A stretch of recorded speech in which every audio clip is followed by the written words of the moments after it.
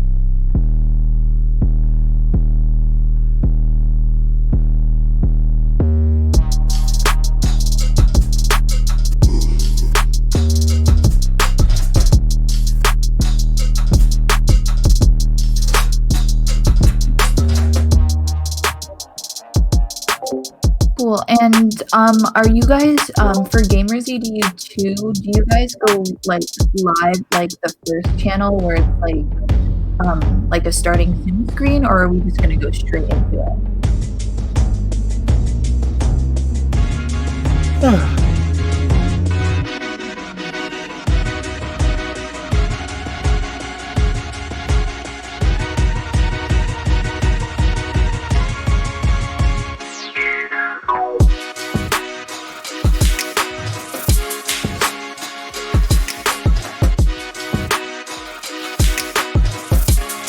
Okay. Okay, cool. Is this match gonna have like a starting soon screen like the OG Gamers EDU channel, or it's like literally just gonna start when we start talking? Or is it just gonna start when we start like talking? Like I'm just saying, like, is there a stream starting soon screen for Gamers EDU that's gonna go first, or are we just going straight into like the commentary?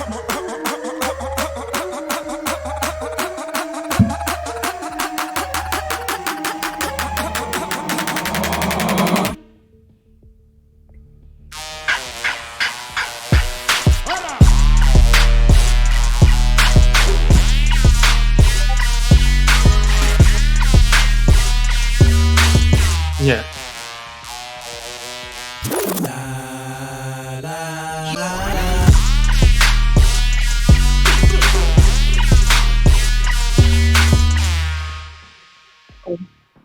I was more asking like, is there gonna be like a stream starting soon? Because I want to host this match on my channel. So just you want to. Oh, it's on. Why is it going on my thingy? And it's the Gamers EDU 2. Yeah. I'm sorry. Hold on. I'm gonna host it really quick, and then.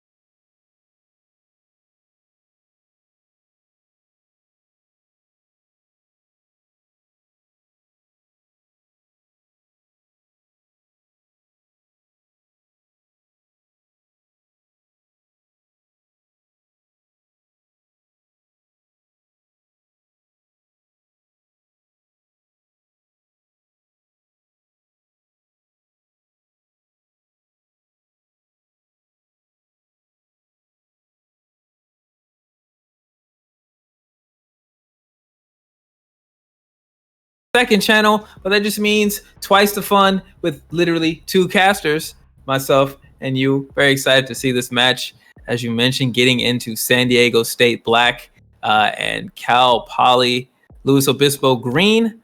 You talked about the stakes, and for San Luis Obispo, this is a very important game for them. We saw earlier Sacramento State go down.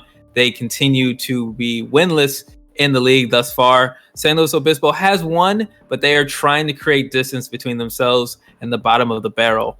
And their opponents today, as you mentioned, San Diego State Black, looking to get themselves above 500 and look strong on the season.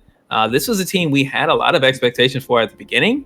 And I got to say, thus far, they have not really matched that, what we were told. We were told to look out for them. And thus far, they haven't had all of that up to snuff. So very important match for both these teams. San Diego State looking to reestablish themselves as a threat, whereas San Luis Obispo looking to get themselves finally into the conversation for contendership status. Yeah.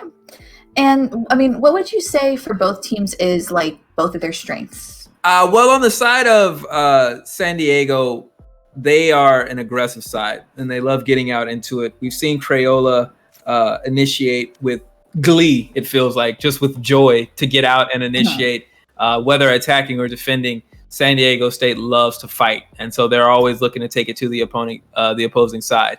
On the other end, we've seen out of them GDP and MDZ as well represent very well in post-plant situations. So if the initial volley doesn't go their way, we've also seen them respond very well in late game situations to lead to a balanced approach. On the side of San Luis Obispo, I'm not going to lie, this will actually be my first time casting them. So this will be one of my first times actually getting an opportunity to watch them play and get into it. But we're going to find out, we're going to see what their strengths are and how they represent as attackers to start out with. For a side I haven't seen, I can't really make any predictions based off of their record. I don't want to say that because we saw Sacramento State, right, fall behind and look like they were done for before rallying and providing, ample stress to Northridge earlier today. So you never really get to know for sure exactly how a side's going to respond once the match begins. Yeah, I 100% agree. Personally, I know the last match that I casted with Funny Man and Muted, I know we saw, was it SDSU? Cheeks is on SDSU, right? You said Cheeks? Cheeks, yes. He's on SDSU, right? I'm not. Oh God, I don't think. Once their screen loads, we'll be able to see. But I know last match that Funny Man and Muted and I casted, I know Cheeks was lower in the scoreboard here, but I also have seen him in scrims before play better. So I'm hoping that this match will give him new life and we'll see him hopefully frag out and be at the top there.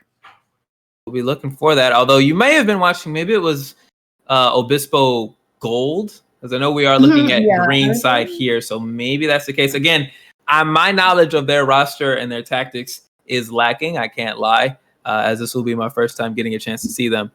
But hopefully we get a chance to see either one of them as we are waiting for the loadout to come through, get the match started. Would be nice. Please, just anything. Slash the knife for me a little bit. Anything. But we will be playing on... Well, okay, so the light that is like stuck on it says bind, but where's that? Where are you playing on Ascent? Or was it bind for this week? I think it's bind. I don't think it's Ascent for today. You would think I would remember these things considering I literally cast a match 20 minutes ago, but it's amazing what just kind of... We both should. What just goes, boop! No, I don't remember anymore.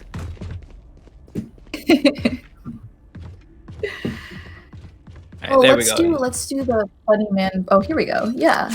You want to tell us a little bit about the map before we load in for the folks at home?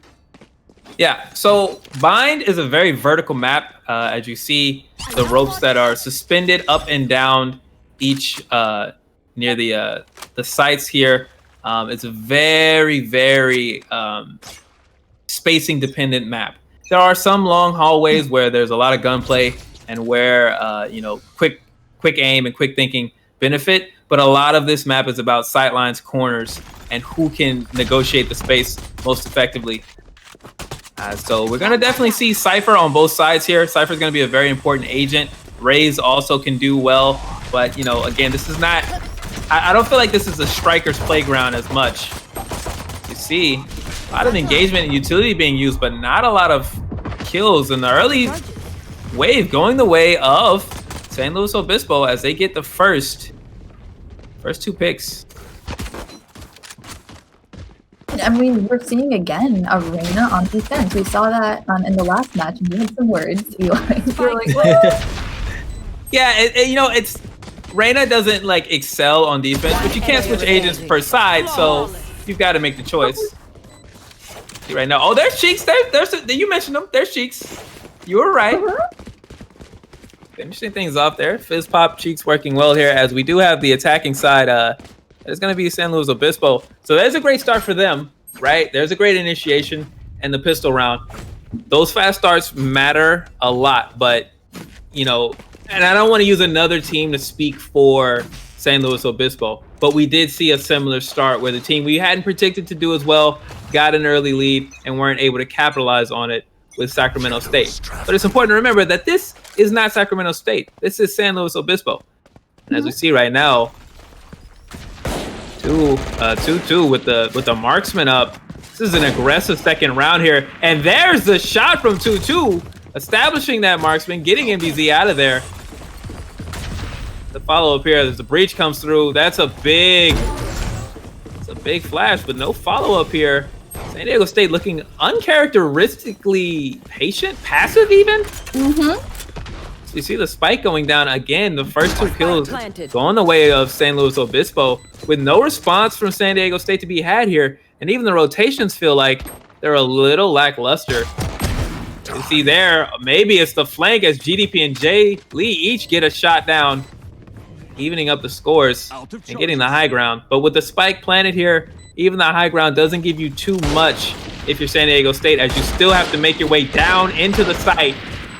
The bullets going out here, but no marks found here for their Omen. As we see Daily GDP getting it done again. GDP with the 3K. I mentioned post-plant. It seems like GDP just turns up and operates on a different level altogether. As he picks up the Marshall, and he'll have that for personal use in the next round. So we're at a 1-1 here. Okay. Yeah, an early response there from San Diego State. As I mentioned, it felt like they were playing a bit passively, but they are also an experienced side, it feels like, with their coordination. They didn't rush. They don't overly commit to things. Instead, moving at their pace, took their time, and when they were ready to press, they were as offensive and aggressive as ever. You'll have to see how that works. As you see Eclipse here, early into the utility as Cypher. So important for Cypher to be a viable and extremely valuable resource for the defenders, especially on a site like Bind where it can be so hard to get around if the opponent has information. They found my wire. Here. See there. Juice looking for an opportunity to set up. See the breach play as well. Hot shot through the smoke. I see you, Oko. I see you. Now the push here coming into the A site. 2 has a shot lined up but doesn't know it. Unfortunately for the players, they do not get the God vision that we do. There's Eclipse getting the kill on Reset. There's 2 getting the shot. But no follow-up. And now this is a great round here for San Diego State. That's GDP making use of that marksman that was so thoughtfully purchased by an enemy. It'll be 5 kills to 1. That's a tough round there for San Luis Obispo. And now the big advantage here, I will mention, McRib, for San Diego State being that the weapons they won in round 2, basically getting the guns off of a very aggressive buy out of San Luis Obispo means that San Diego State has not had to spend a lot of money. And so they are now equipped to fight over and over again. Whereas now you're starting to see San Luis Obispo, you see, they're basically going to have to save for a little bit. They're not going to be able to buy in over and over again because they don't have that maxed out loss bonus yet. So these next couple of rounds, these eco rounds for them are going to be extremely difficult to get done, as we see Jay Lee getting the initial kill on Fizz Pop.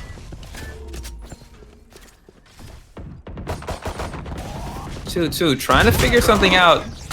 But MDZ gonna shut it down. GDP and Jay Lee getting it going. Potentially another flawless here. Nope, Juice gets one courtesy shot off. They were close. It's also like the attackers going in one pick down already. It puts them at such a disadvantage. Yeah. Like, from the get. Yeah, that's what we mention when we say like that. You know, that first blood, that first shot matters so much. When your initiation doesn't go well on the attacking side, all of a sudden you don't have an advantage. And as the attackers, you need one because you're already at a map disadvantage. You're already pressing into the opponent's setup. So you need something to go your way. You need your initiator to be good on the gun to get the first shot. When that doesn't happen, for whatever reason, it makes it very difficult for everything else to go your way. What little sniper cam he has set up there? That's a nice little hallway to keep eyes on. See there? Oh, wow. Also getting good work done there on Crayola. And now into the site. Okay. See Fizz Pop getting the plant down. This is a much stronger start for San Luis Obispo. Exactly where you are. Also willing to take this fight here, trying to get a bit of commitment out of the side of San Diego State, and Jay Lee does follow through. And we get the ult out here. Now the push through. Did it work? BZ finishing up. Jay Lee doing well. The post plant looking great. Cheek's able to get one, but not able to follow up as MBZ and Eclipse clean up again. And even with a strong round start, still the post plant play, the calmness and execution of San Diego State, winning them yet another round as they go up 4-1. Yeah, we even see Ghost in chat. He's like, CP Slow's playing so aggressively. I mean, not CP Slow, Cal Poly Green's playing so aggressively, and I'm like, well, that could be a problem. This goes here. Yeah. Well, I mean, it's worked its way into some of these initiations. We saw there that round had a great start. But one of the issues that the teams, especially lower on the table, have had is not necessarily the first kill, getting the first or even the second kill. It's what happens when the spike goes down, both when they're the defenders and when they're attackers. And I feel like that's been the mark of the most successful teams versus the teams who have fallen behind in the rankings, is what happens after things get started and it's time for the attackers to clutch up and finish out a round, and vice versa for the defenders. As you see the early kill going the way of San Diego State, and then the follow through there is patient. They just sit on the advantage, they get ready, and then they make it happen again. See here, this is just like falling back here for San Luis Obispo, which is the opposite of what attackers have to do if they want to win rounds. Found my wire. One enemy remaining. And yeah, there's just the follow-up, the flawless. Nothing to be done there. When it's 5v1, the flawless is more or less, it is more or less flawless at that point, even if one or two shots go the way of the one who's left. See the buy coming in here for San Luis Obispo. They can finally now more fully invest into weapons, into equipment and abilities. But, you know, you're just looking at a disadvantage here, it seems, in terms of coordination, where San Diego State is so ready to pounce on any one weakness that they find. San Luis Obispo has not found that strategy. They haven't had that ready to go. And you need it as attackers. Without it, you're not going to be able to win very many rounds. You should Do run. you think the lead is because they're on defense right now? San Diego's on defense? Or do you think this is just a coordinated team who is confident in their picks and confident in their players? Well, part of it certainly is the defender's advantage, but I think the greater issue has just been, as you mentioned, what happens when or if the spike goes down. As we see also get the plant down here, this is a round now that you expect attackers to win. That's the whole value of getting the spike down, is you no longer need to kill every member of the other team. You can play the map against the defenders and use it to your advantage. But we haven't found that, as we see also getting aggressive here. But now feels like maybe getting caught out here. Yeah, there was a pinch there. So getting one, but then falling, and now it's left to Fizz Pop to get the follow-up. But it's 3v1. That's just not, that's not a win you expect to get. 3v1 is rough, especially when your Raze isn't the one who's able to look at two walking backwards. Maybe with the Raze ult, that's different, or a grenade to initiate and put them both on low health. But when that's not happening, when you're not, organized in such a way, it's much harder to win around. Yeah, that's 6v1. This is momentum. This is that scary, scaly momentum that we're always talking about in Valorant. You never want to see. Yeah, no, this is the make or break hours here at the nearing the end of this half, where we talk about the difference between 6-3 and 8-1. It feels much different. It's much more valuable, especially when it feels like it's impossible to get something done. But if you're saying Los Obispo, you have to remember that you're not incapable of winning this. They've gotten first blood. They've gotten the spike down. They just need to get ready when they get that advantage to finish and follow up. And it can be very difficult, but it's a learning experience that you have to incorporate if you want to do well in Valorant or any competitive game, really, where you're working as a unit. See Crayola there on that pet operator. Crayola loves painting the corners with that operator, hanging out patiently. A classic jet man. Blaze Storm's up. I mean, this is a dangerous jet right here. Operator and Blaze Storm. There may be no higher damage capable. Right now, it's been extremely cautious out of San Luis Obispo. They've got a lot of money in this round, so obviously they're not looking to go out, get themselves shot. They probably know there's at least one sniper rifle in the building. You see the turn here. They're going to have to press it up here. But Eclipse able to get the shot on Juice early out. Tripwire goes off. Now they're activated. They don't have a choice here but to keep moving and see if they can get something done. But they're turning into corners. Even as also gets the plant down. But was it part of the trap here set by San Diego State? They just allowed them to come in, as we see GDP pick off, Fruitlet. There's Eclipse on Cheeks. There's Fizz Pop, and just like that, it's 5v1. Stop So the left flawless. all alone. I'm going into another Just flawless. left all alone in sight. Flawless. It's what we said, right? They got the spike down. It's like, okay, that's good, but then it's part of the trap. San Diego State ready? Just, calmly going, hey, we're not worried about that. Get around on your long rotations. We're going to slow play this one. They get into the side early. That's not a problem. We're actually going to get them to overcommit and be out of position, catch them on the rotation, and finish things off. And now it's 7-1. It's rough. You can't eat moral victories in this league. If you're saying Luis Obispo, those spikes, those plants, that's good. But now you have to have that conversation amongst yourselves. Hey, but how do we win this round? Oof, that was on the Blade Storm. Crayola has a target. We see Eclipse Derek with another opening pick. There's going to be that fight around that B corner, as we see MDZ looking alongside. It's looking to be right here, as we see Crayola got Fizz Pop on the back end with the Blaze Storm.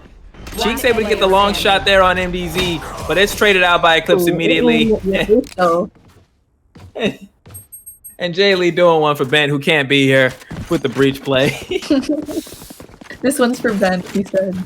Oh, yeah. Well, here's another strong round here. We've got a few more rounds here while San Diego State is on the defending side, and it just feels inevitable at this point, unless San Luis Obispo has something, in mind, as you see them buy in here again. But they've been outmaneuvered thus far, as they try to organize in these post plant situations.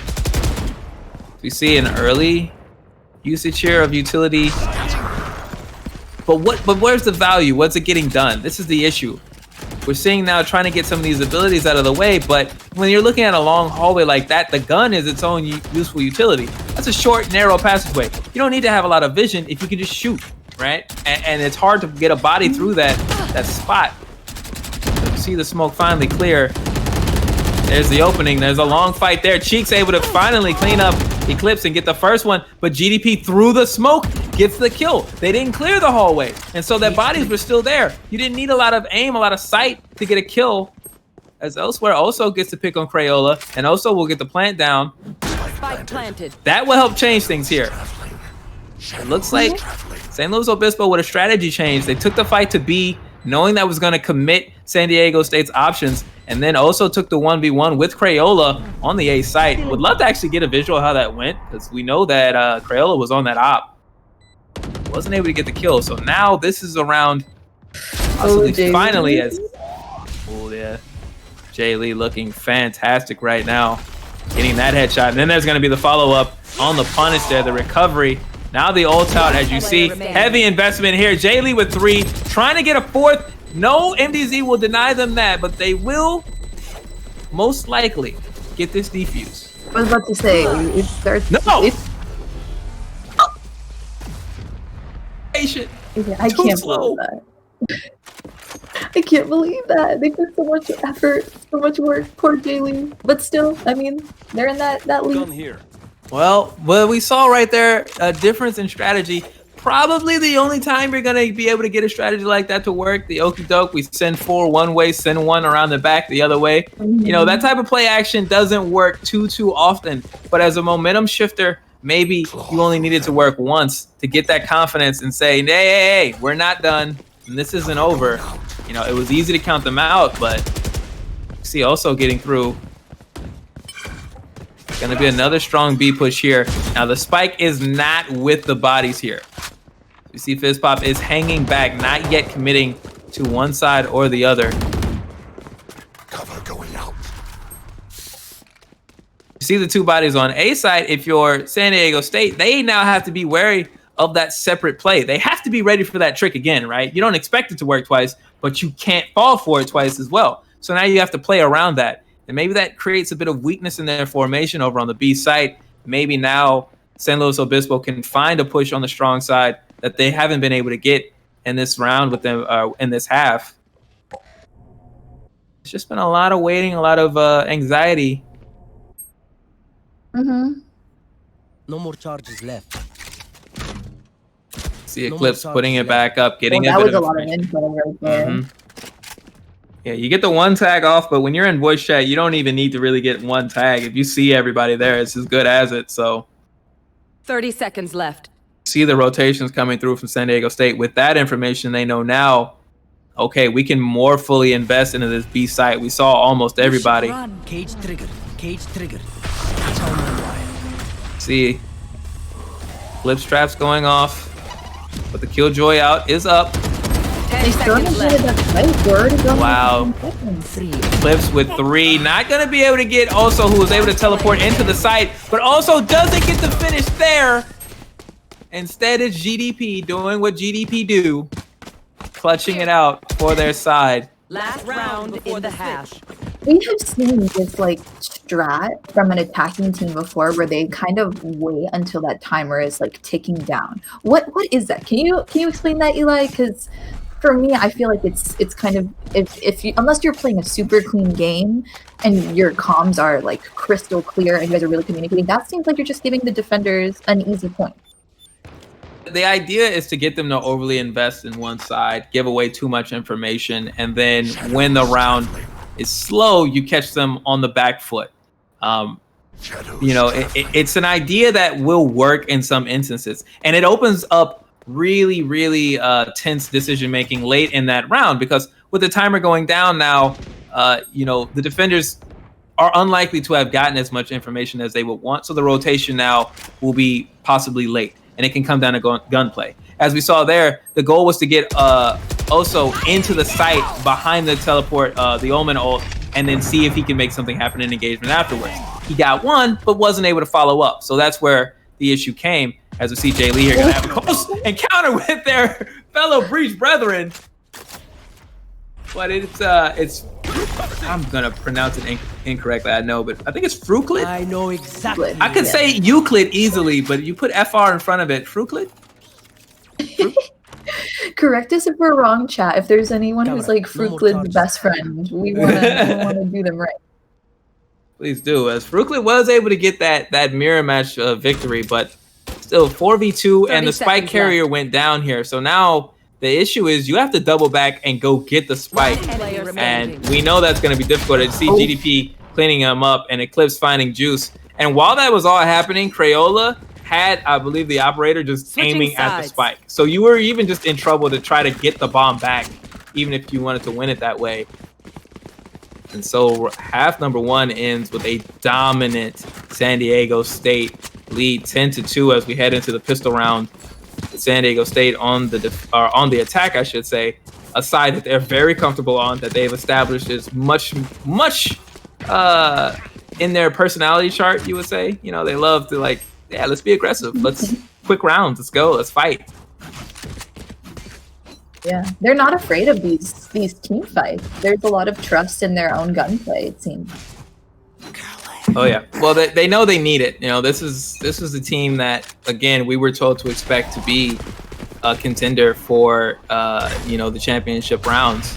And so these are the fights we would expect to see out of them, and we expect them to win and take. As we see, also getting the early pick on Eclipse, but MDZ is the one who follows up. See the movement into the site early. It's going to be a fight on A here, and all hands are going to be on deck as we see Cheeks going down. GDP getting the Killjoy drawn down, but Fizzbop with the wall bang. There's Juice on the shorty, gets Jay Lee. Crayola responds, and MDZ gets the plant. Now the 2v2.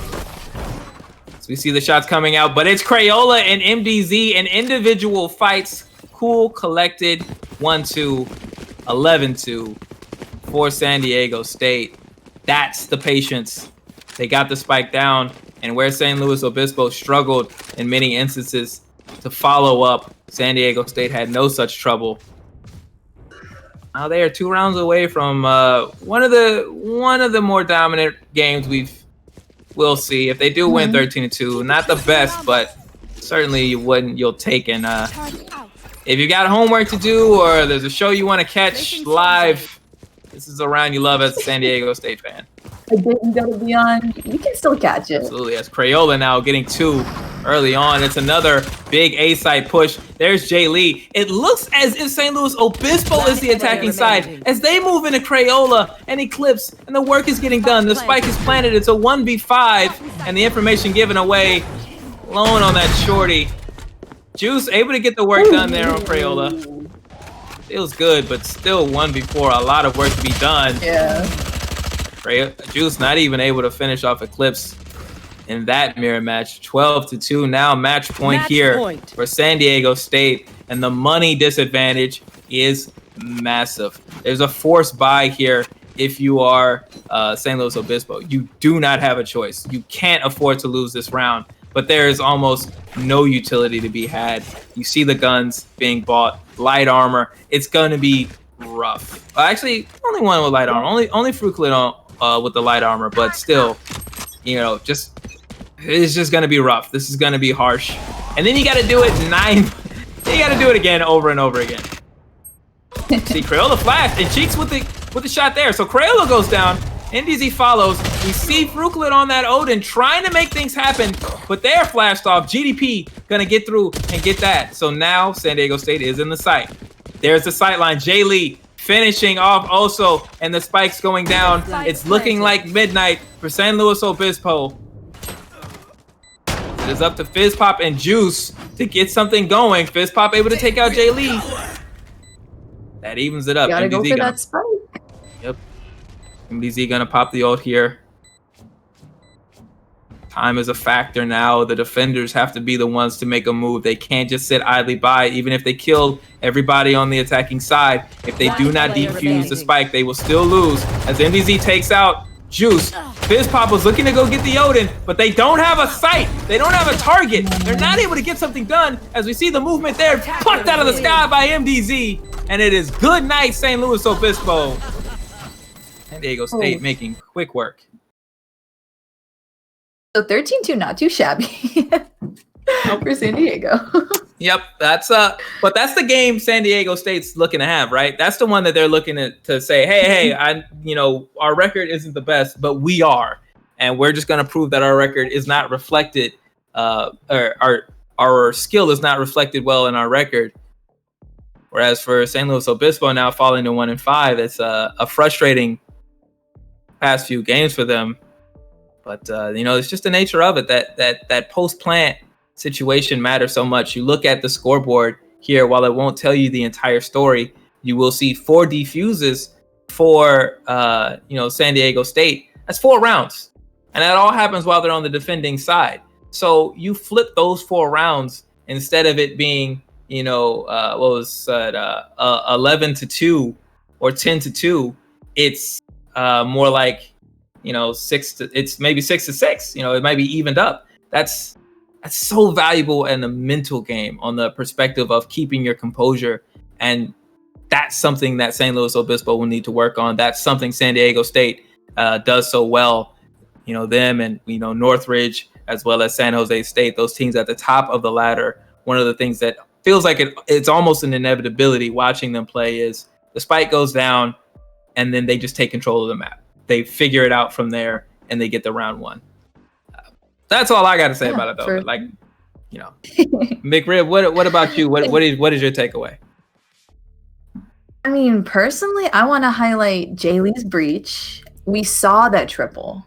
Mm-hmm. Sure, the spike went off, but it just is a testament to what you mentioned before, the gunplay, the focus, the communication that this team has. And I asked this before, what is this team's strengths? What are these team's strengths? And communication, cohesive teamwork, and just getting the information and using it to your team's advantage really seems to be in San Diego's favor here. Yeah, they're a strong side, McRib. I'm not gonna lie. I expect San Diego State to rattle off not only games like this, but I expect them to have weeks where they're gonna look nearly unbeatable. When they play some of the other teams in the league, they're just very strong in that aspect. As you mentioned, they're gonna be tough to get around. With that said, nothing is for granted. They're gonna have to come with it and play like this over the course of the remaining weeks if they want to find themselves in the playoffs, because their work is cut out for them. And then, there's going to be some monster squads. You're going to have to Crayola, GDP, Jaylee. You're not always going to be fighting, the Cheeks and the Juices. You're going to be going up against the Poises, the Pows. You're going to be going up against some of the stronger players in the league. So excited to see what San Diego State has for San Luis Obispo. Again, every round is a different round. And for them, I would say the takeaway is just to, focus up. Because if you get into the site that many times as the attackers, you have something to work with. You're not shooting blanks. You have the ability to win some of these rounds. It's just that extra bit of execution and communication to pull it off. 100%. And I believe now we will actually be rating the Gamers EDU, the OG main channel. I know Muted and Funny Man are over there, and they'll be casting the match between DH Burgundy and CSUF Black, which is definitely something I know I don't want to miss. I know you guys don't want to miss. Yep. So if you've been here with us, we appreciate you so much. I'm sorry, McRib, did I cut you off?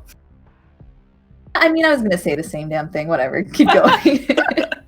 Well, it has been lovely speaking with you all, and McRib, lovely to be with you in this. You will be seeing Wait, you're coming back again for the last match. For the third match of the night, the last match. So, yep. You will be blessed by McRib's lovely voice and face once more on this night on the mainstream. That will be it for me tonight, but I will appreciate you all so much. I hope you enjoy the remaining games over on the mainstream. Please, please, please do follow the channel and subscribe if you're feeling generous. Throw a little bit the way of the Gamers EDU. It helps us out as well, and you support a good cause. Keep this Valorant action going.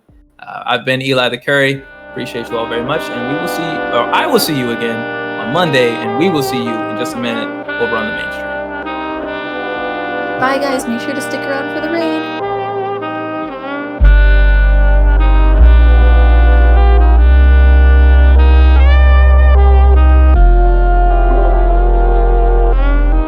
Thank you.